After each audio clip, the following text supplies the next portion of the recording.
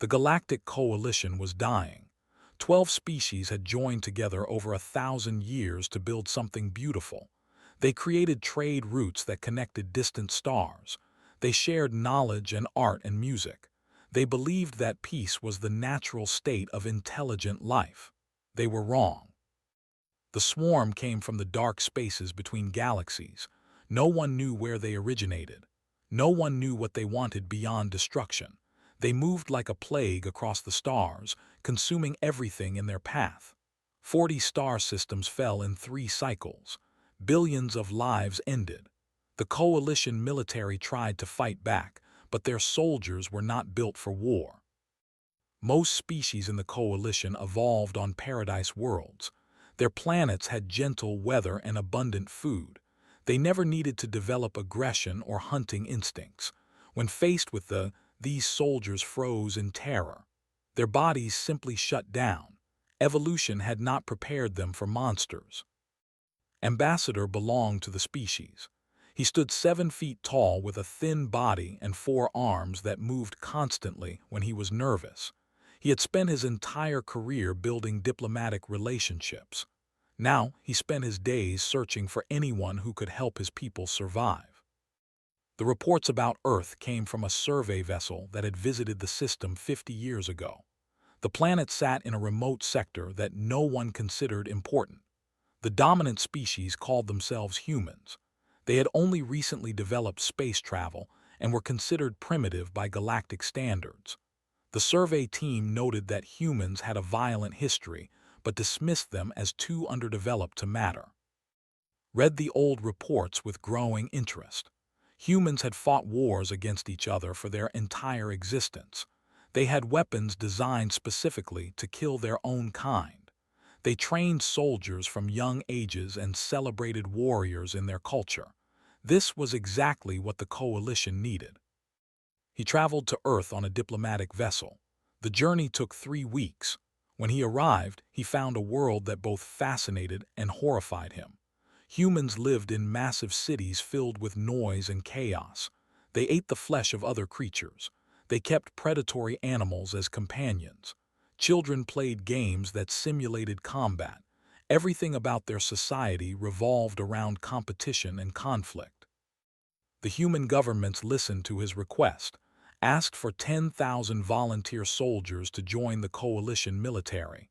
He offered advanced technology in exchange. The humans agreed quickly, perhaps too quickly. Within 2 months, the first battalion was assembled. Lieutenant Colonel led the human forces. He was a Marine officer with 20 years of experience. His face carried scars from battles fought on 3 continents. He moved with the quiet confidence of someone who had seen death many times and no longer feared it, found him deeply unsettling. Selected his soldiers personally. He wanted veterans who understood real combat, not parade ground performers. Sergeant Lucy Holt was his first choice.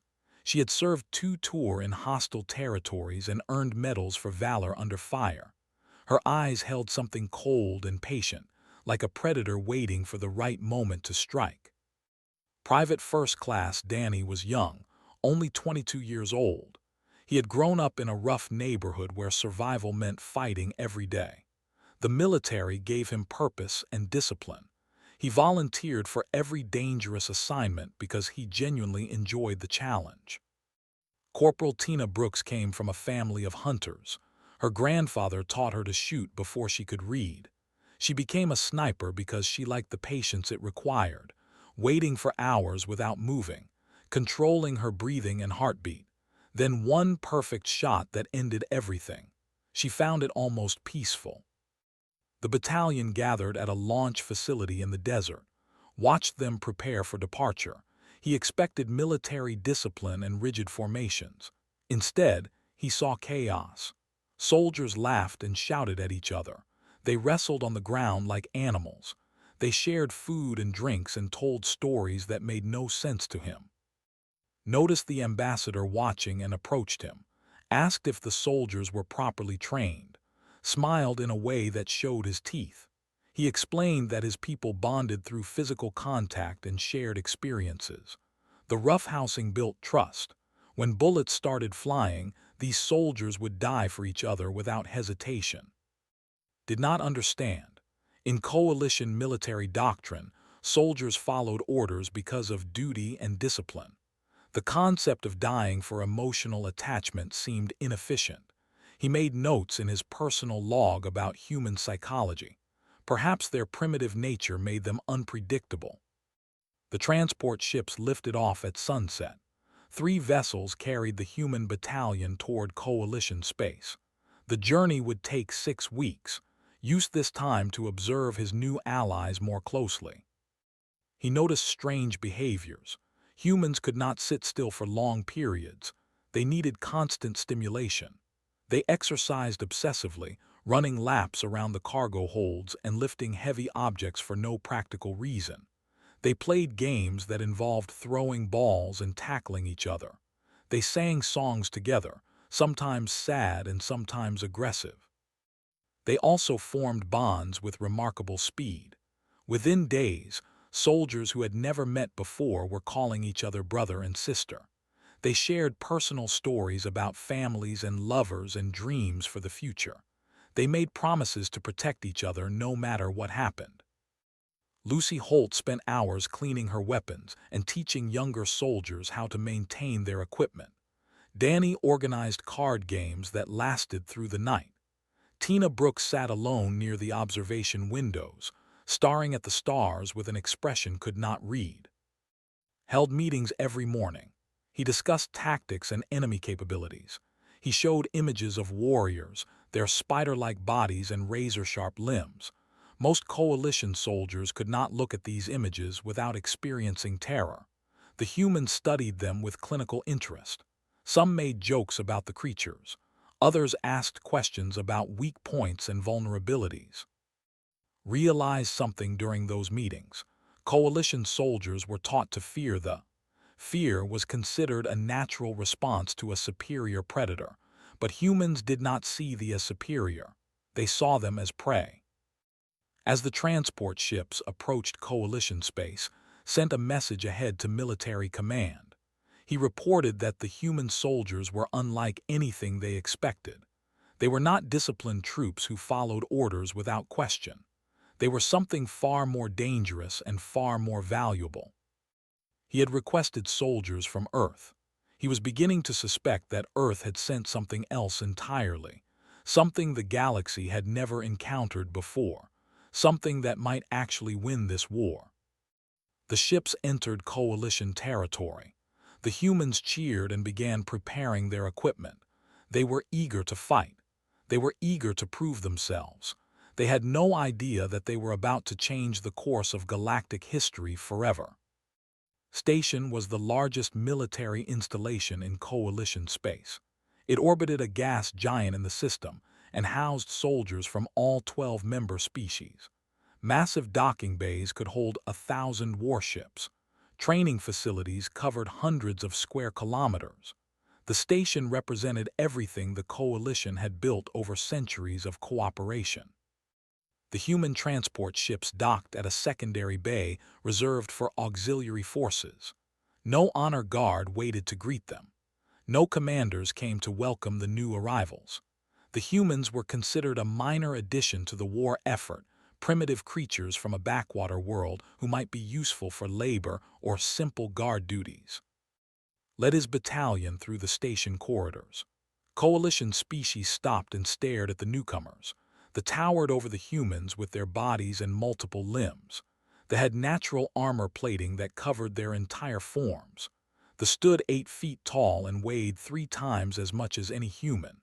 They floated on anti-gravity harnesses, their jellyfish-like bodies pulsing with bioluminescent light. Whispers followed the humans everywhere they went. These were the soldiers the coalition had been waiting for. These small, soft creatures with no natural weapons or armor. They had flat teeth meant for chewing plants. They had thin skin that could be cut by a sharp edge. They moved slowly compared to most predator species. The war was already lost if these primitives were the best option available. The humans noticed the stares and the whispers. Danny asked if they should be offended, told him to smile and wave. Reputation meant nothing. Performance meant everything. They would prove themselves soon enough. Commander summoned to a briefing room. The general filled the entire space with his massive frame. His voice rumbled like distant thunder. He explained that humans would be assigned to perimeter defense on the station's outer ring. This was the safest position, far from any actual combat. The rarely attacked this deep in coalition territory. Accepted the assignment without complaint. He thanked the commander for the opportunity to serve, seemed surprised by the calm response. He had expected argument or protest. Most species wanted glory and recognition. These humans seemed content with a nothing assignment. The battalion settled into their quarters on the outer ring. The accommodations were basic but adequate. Lucy Holt organized patrol schedules. Danny mapped the corridors and identified defensive positions. Tina Brooks found a maintenance shaft with a clear line of sight to the main docking bay. She memorized every angle and distance. 3 days passed without incident. The humans maintained their equipment and trained in empty cargo holds. They ran combat drills that attracted curious observers. Coalition soldiers watched the humans practice close-quarters combat. They saw techniques designed for maximum violence in minimum time. Breaking bones and crushing throats and gouging eyes. Nothing elegant or ceremonial, just efficient destruction. On the 4th night, alarms shattered the station's peace. Red lights flashed through every corridor. A scouting party had breached the outer ring defenses. 20 warriors had entered through a maintenance hatch that should have been sealed. They were cutting through the station, killing everything in their path. Coalition soldiers responded according to protocol. They sealed themselves in secure rooms and waited for rescue. They formed defensive lines and held position. They called for reinforcements and began coordinating a response. Everyone followed training. Everyone waited for orders. The humans did not wait. Lucy Holt heard the alarm and grabbed her rifle. She shouted for her to follow. They ran toward the breach while everyone else ran away. Danny kept pace beside her, checking his ammunition and grinning like a child on a holiday. 2 other soldiers followed close behind. They encountered their first in a junction corridor. The creature stood 7 feet tall on 8 legs. Its body was covered in black chitin that glistened under the emergency lights. 4 arms ended in razor claws that could slice through metal. Its face was a nightmare of mandibles and compound eyes. Acid dripped from glands near its mouth. Most coalition soldiers would have frozen at this sight. Their brains would have flooded with terror chemicals. Their muscles would have locked in place. Evolution had programmed them to submit to apex predators. Lucy Holt screamed a battle cry and charged directly at the creature. They had never encountered a response like this.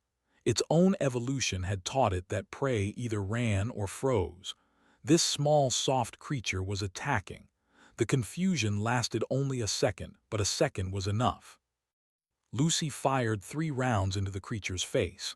Danny hit it from the side with his full body weight. They stumbled.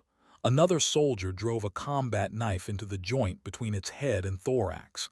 The creature collapsed, twitching and spraying acid in random directions.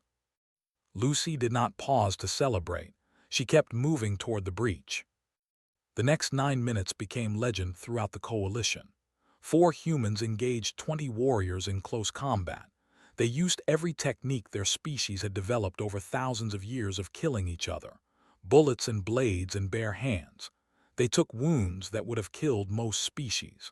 Lucy caught an acid spray across her arm and kept fighting.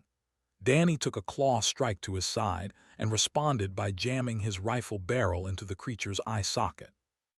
When Commander arrived with 50 reinforcements, he found the corridor filled with corpses.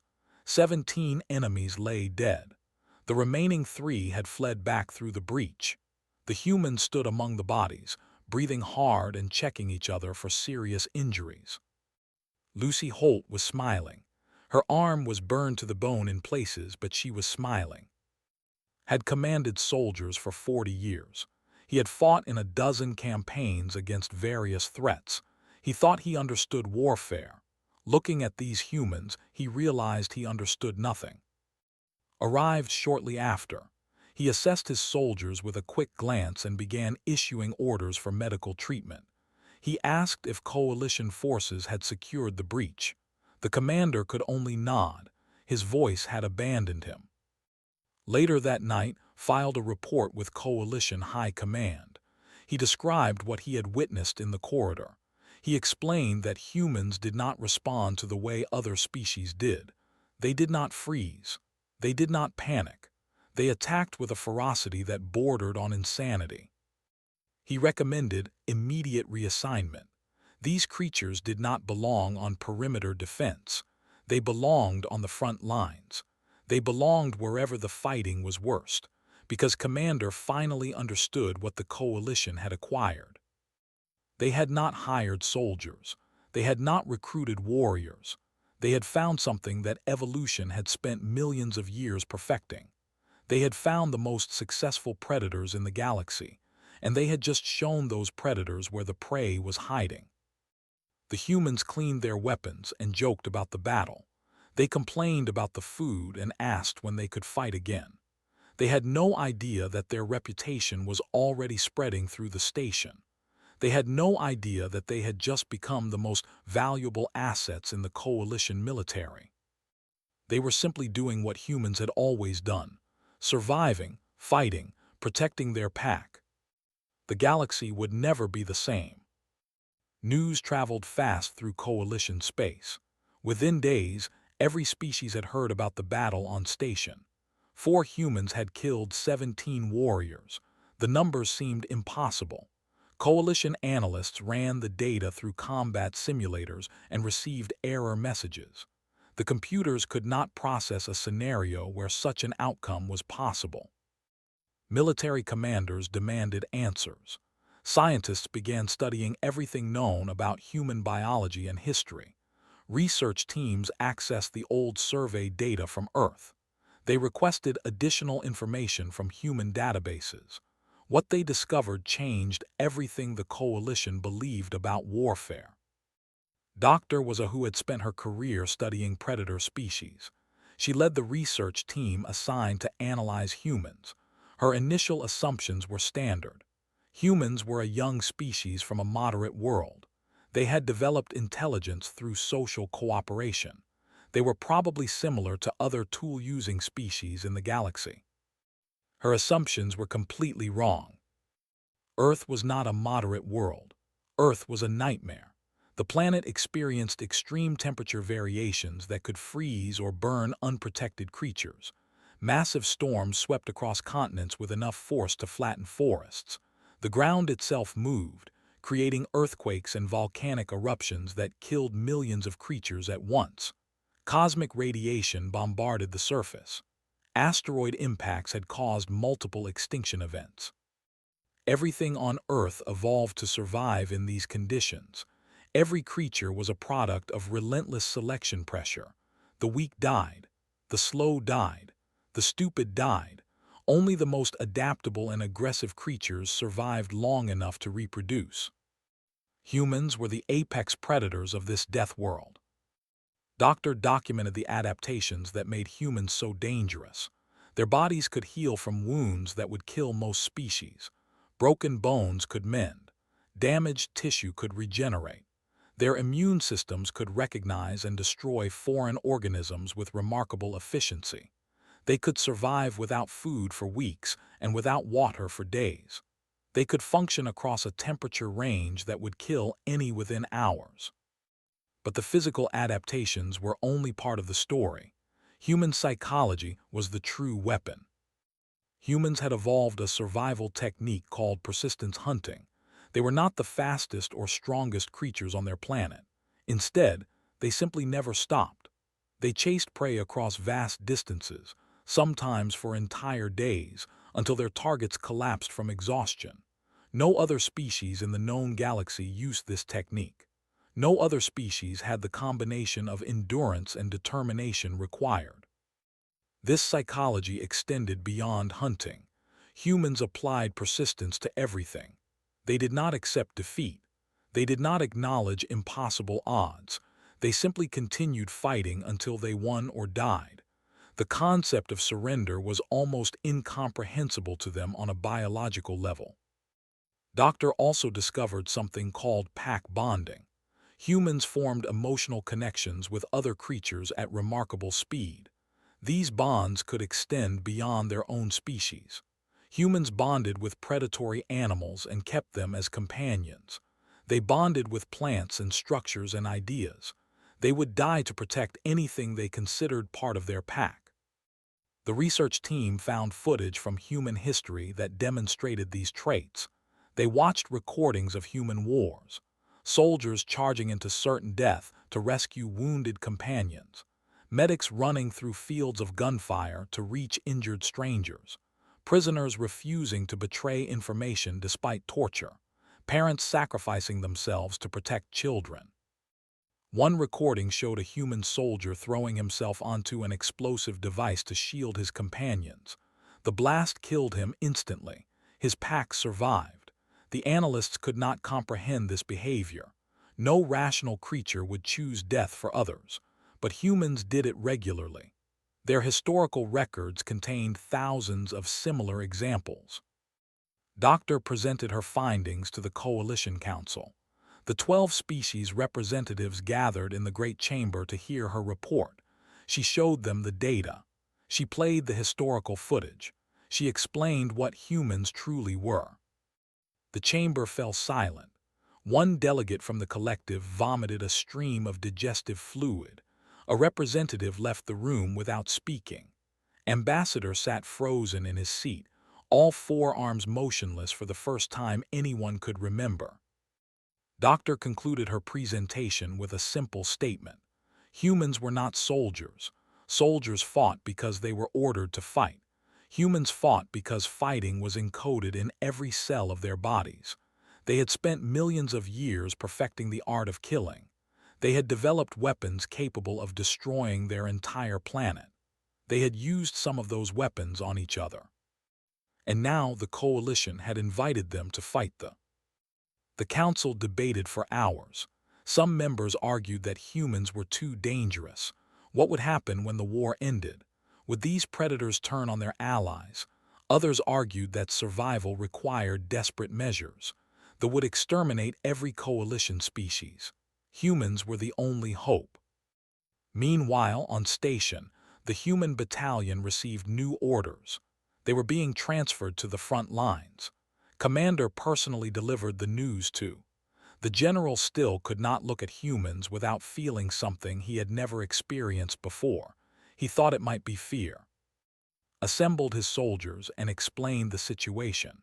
They would be fighting in active combat zones within the week.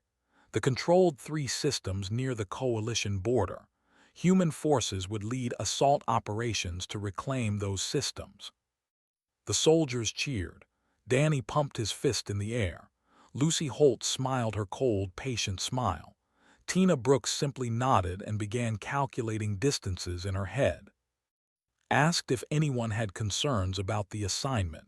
No one spoke. These humans had volunteered for war.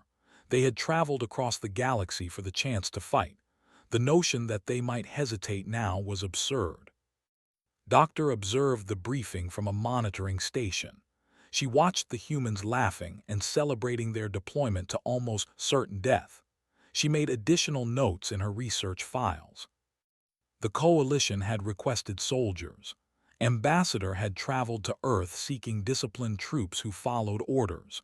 He had expected creatures who could be controlled and directed. He had expected assets. Instead, Earth had sent monsters. Beautiful, terrifying, impossibly determined monsters who would rather die than accept defeat. Monsters who bonded with strangers and called them family. Monsters who could not be broken because they simply refused to break. The beast was awake. The beast was hungry, and they had no idea what was coming for them. Doctor closed her files and said a quiet prayer to whatever gods might be listening. She prayed for the coalition. She prayed for the humans, And despite everything she knew about the swarm, she found herself praying for them too. They were going to need it. Prime was a garden world. Rolling hills covered in purple vegetation stretched from horizon to horizon. Crystal-clear rivers wound through valleys where 12 million coalition civilians had built their homes. Farming communities produced food that fed a dozen nearby systems. Children played in fields that had never known war. The swarm sent 50,000 warriors to take this world. Coalition Command received the invasion report and immediately began evacuation calculations. They determined that saving even half the population was impossible. Transport ships could not arrive in time. Military forces could not establish a defensive perimeter against such numbers. Prime was lost. Disagreed. He stood before a holographic display showing enemy positions and troop movements. His battalion numbered just under 10,000 soldiers. They were outnumbered 5-1. Coalition military doctrine stated that attacking against such odds was suicide. No commander in recorded history had attempted such an operation. Began issuing orders. The human approach to warfare confused coalition observers. Instead of forming defensive lines, the humans dispersed into small units. Of 4 to 8 soldiers spread across the combat zone. They moved at night and hid during the day. They attacked supply lines instead of main forces. They targeted communication nodes and command structures. They had never encountered tactics like these. Their hive mind operated through centralized control. Queens issued commands and drones obeyed without question. When human teams destroyed communication relays, entire battalions lost coordination. Warriors wandered aimlessly, waiting for orders that never came. Lucy Holt led the most aggressive operations. Her team specialized in night raids against camps. They would approach in complete silence, identify high-value targets, and strike with overwhelming violence. By the time they organized a response, the humans had vanished into the darkness. One raid eliminated an entire command nest. Lucy personally killed 2 sub-queens using nothing but her combat knife. Her team destroyed the communication array and set charges that collapsed the nest entrance. 47 died without a single human casualty. Danny volunteered for a mission that everyone agreed was impossible. A major command structure had been established in a valley 3 kilometers behind enemy lines. Destroying it would cripple coordination for the entire northern sector. The problem was extraction. Anyone who reached the target would be surrounded by thousands of enemies. Danny went anyway. He crawled through drainage tunnels for 6 hours to reach the structure. He planted explosive charges in critical locations and set timers. The explosion was visible from orbit. The command structure and everything inside it ceased to exist. Danny did not have an extraction plan. He knew the mission was one way when he volunteered. But humans did not think like other species. Danny believed he could survive through pure determination. He believed his pack would find him. He was right about the second part. Diverted 3 to locate Danny. They fought through patrols for 18 hours. When they found him, he was dragging himself through a dried riverbed with 2 broken legs. He had crawled 3 miles through enemy territory. His rifle was empty. He was using a sharp rock to defend himself. The rescue team carried him back to friendly lines. Danny complained the entire way about missing the rest of the battle. The medics sedated him so he would stop trying to return to combat. Tina Brooks operated independently. She found elevated positions with clear sight lines and waited. Her rifle was modified for extreme range. She could hit targets over 2 kilometers away.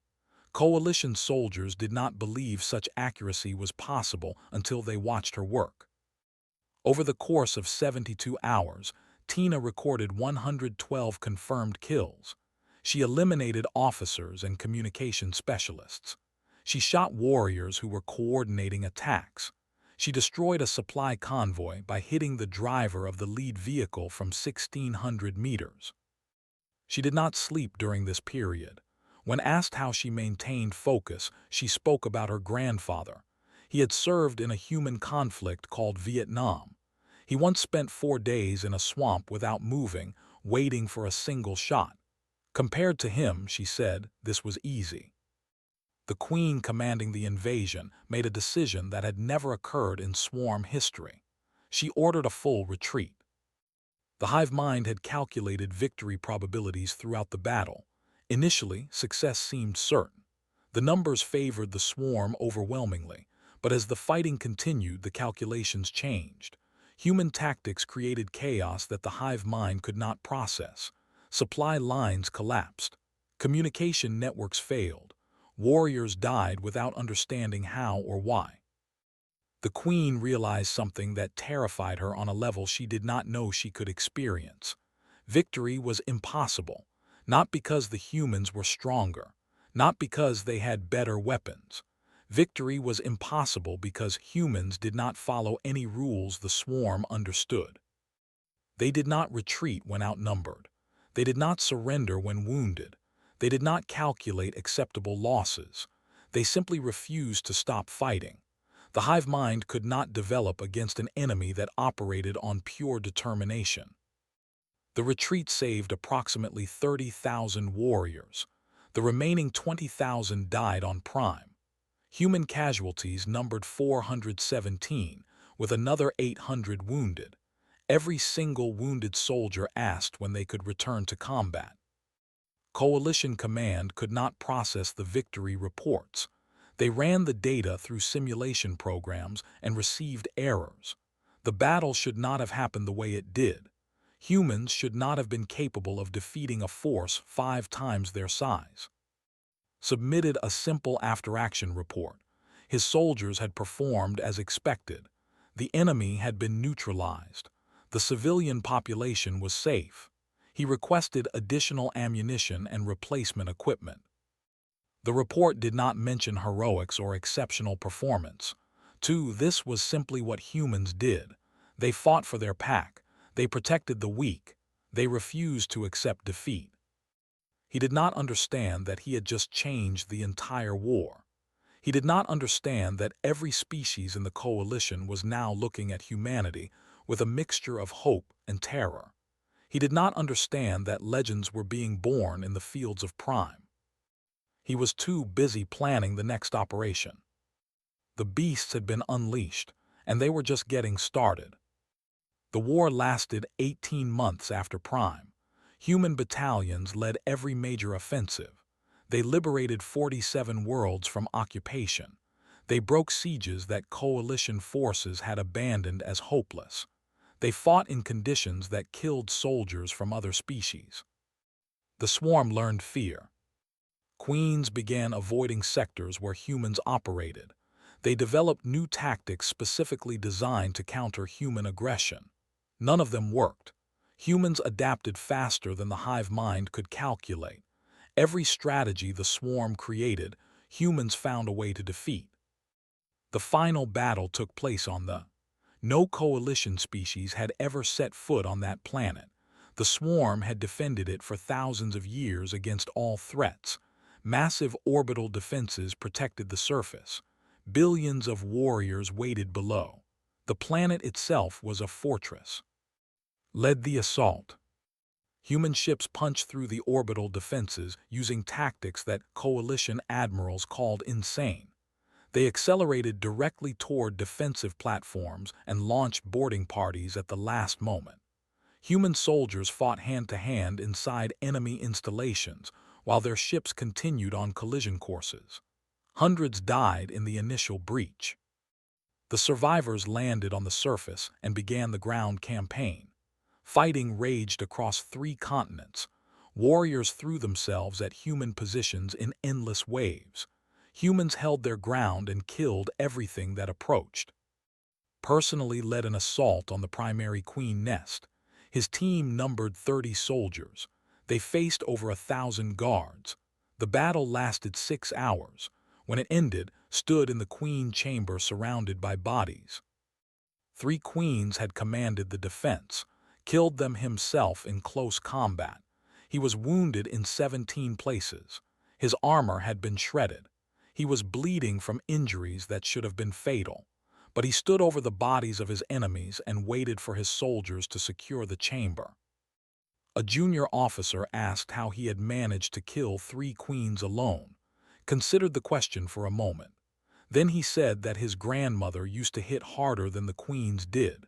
The officer was not certain if this was a joke. Looking at its face, he decided not to ask. The swarm surrendered unconditionally. For the first time in their species' history, they submitted to another power. They had no choice. Humans had proven that continued resistance meant extinction. The hive mind calculated probabilities and determined that survival required peace. The coalition held a ceremony to honor the human soldiers. Representatives from all 12 species gathered on station. Crowds filled every corridor and observation deck. The galaxy wanted to see the creatures who had saved them. Ambassador delivered the main address. He stood before a crowd of thousands, his 4 arms spread wide. His voice carried through speakers across the station and was broadcast to every coalition world. He began by admitting his mistake. He had traveled to Earth seeking soldiers. He had expected disciplined troops who followed orders and fought for duty. He had expected creatures who could be controlled and directed and managed. He had completely misunderstood what humans were. Humans were not soldiers. The word did not apply to them. Soldiers fought because commanders told them to fight. Soldiers followed rules and protocols. Soldiers calculated risks and made rational decisions about acceptable losses. Humans did none of these things. Humans fought because fighting was their nature. They charged into battles they could not win because they refused to believe in impossible odds.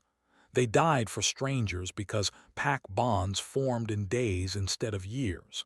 They protected the weak because something in their evolution demanded it. Spoke about human history. He described wars that lasted generations. He mentioned soldiers who held positions against overwhelming force until every single defender was dead. He talked about medics who ran into certain death to save wounded companions. He explained the human concept of sacrifice, the willingness to give everything for others. The audience listened in silence. Many species were hearing these details for the first time. They had seen humans fight but had not understood the psychology behind the violence. Concluded with a simple statement. The coalition had requested soldiers. Earth had delivered something far more valuable. Earth had delivered family. Humans did not fight for money or territory or resources. They fought for each other. They fought for anyone they considered part of their pack.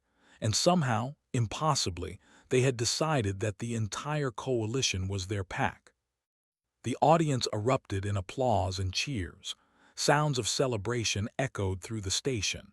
Humans standing in formation looked uncomfortable with the attention. They had not fought for glory or recognition. They had simply done what felt right. After the ceremony, the human soldiers dispersed.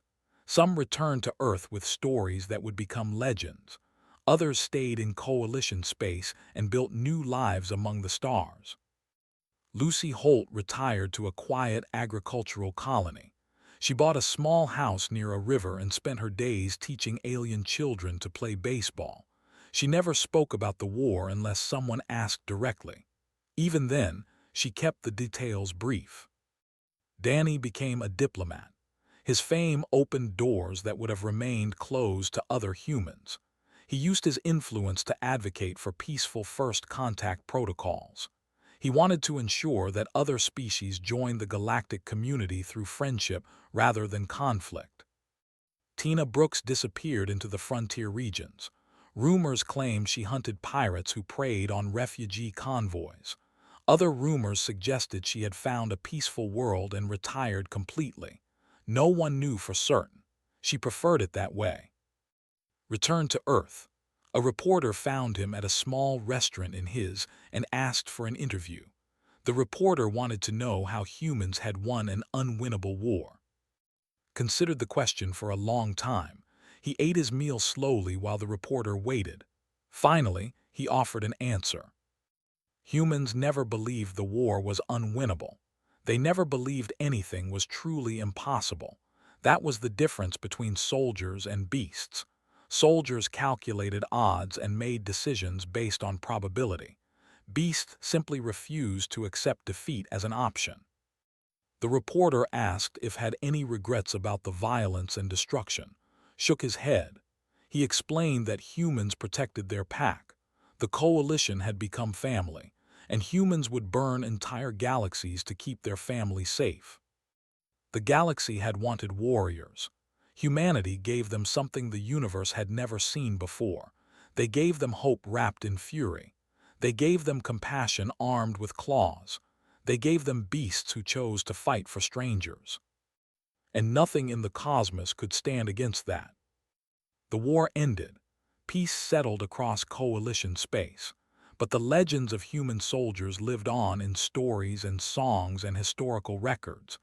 Every species remembered the day Earth sent its children to fight for them. They remembered the beasts who could not be defeated.